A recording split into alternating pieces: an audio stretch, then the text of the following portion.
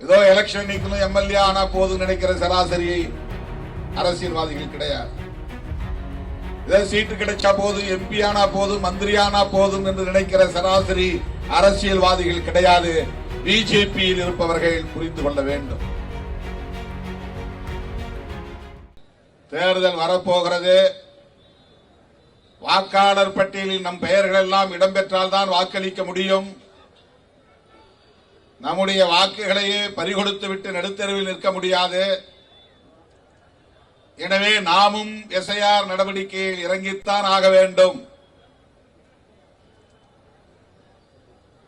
இதை மறுக்க முடியாது. அப்படி ஒரு நெருக்கடியை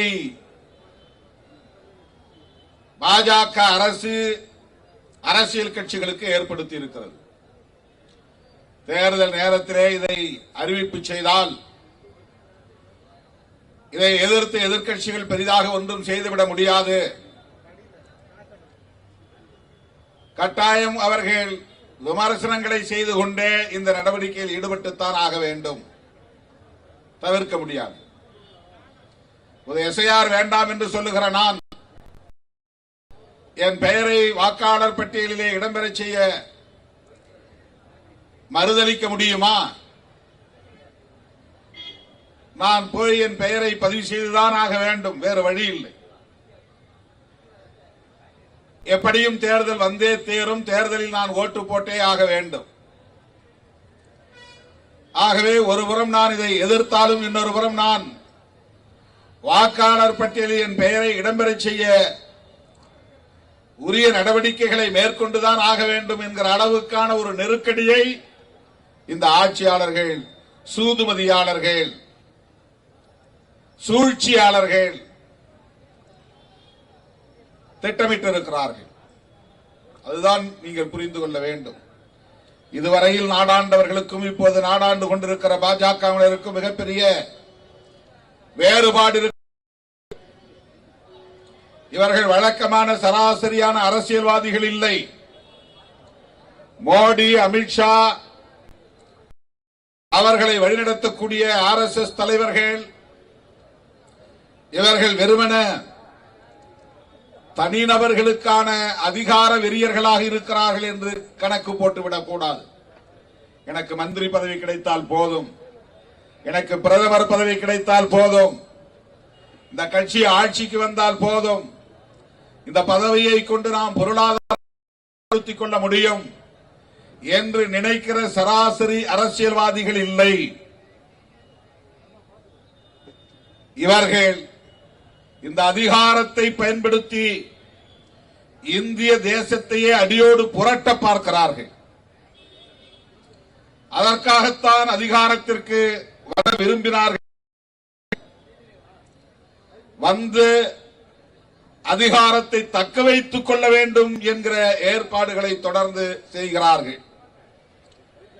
எதிர்க்கட்சிகளை பலவீனப்படுத்துவது, காங்கிரஸே இல்லாத ஒரு இந்தியாவை உருவாக்குவது, இடதுசாரிகளே இல்லாத ஒரு இந்தியாவை உருவாக்குவது, திராவிட அரசியல் பேசக்கூடிய கட்சிகளே இல்லை என்கிற நிலையை எதிர்காலத்தில் உருவாக்குவது, இதுவெல்லாம் பிஜேபியின் அரசியல் செயல் திட்டங்களுள் ஒன்று. அதை மறந்துவிடக் கூடாது. செயல் திட்டங்களில் ஒன்று மறந்துவிடக் கூடாது. பேசக்கூடாது. இடதுசாரி அரசியல், மார்க்சியம், லெனினியம், மாவோயிசம் என்றெல்லாம் இங்கே யாரும் பேசக்கூடாது. தனிநாடு கோரிக்கை எழுப்பக்கூடாது. மொழி வழி தேசியவாதம் பேசக்கூடாது.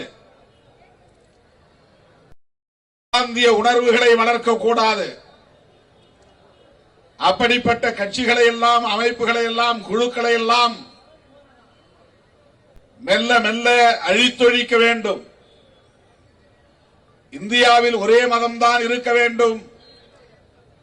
இந்தியாவில் ஒரே மொழிதான் ஆள வேண்டும். இந்தியாவில் ஆயுதம் தாங்கிய புரட்சியை நடத்தி ஆட்சி அதிகாரத்துக்கு வர வேண்டும் என்று கருதாமல் இந்த நாடாளுமன்ற ஜனநாயகத்தை பயன்படுத்தி ஆட்சி அதிகாரத்தை கைப்பற்றி